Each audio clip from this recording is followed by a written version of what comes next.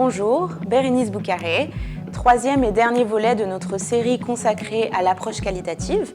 Dans cette vidéo, nous allons voir comment organiser un groupe de discussion.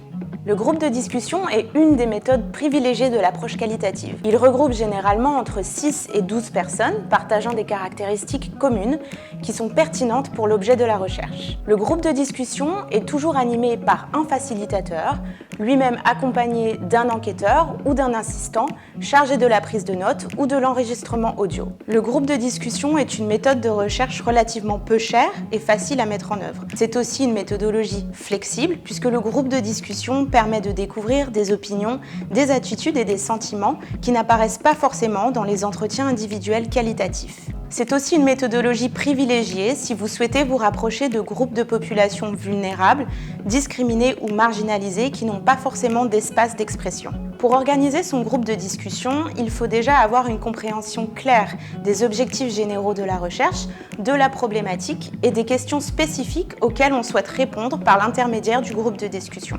Il convient aussi de se familiariser avec le questionnaire qui sera notre guide tout au long de la discussion. Avant le jour de la discussion, il convient de bien définir le rôle et les responsabilités du facilitateur et de son assistant.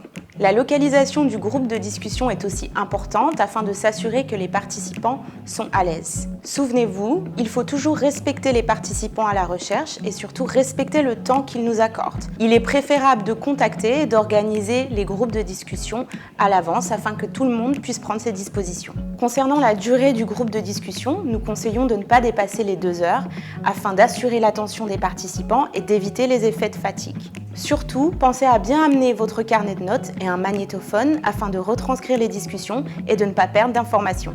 Voici nos recommandations principales afin de vous aider à mener un groupe de discussion dans le cadre d'une recherche qualitative.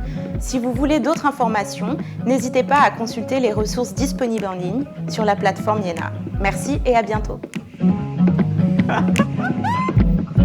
www. C'est bon ?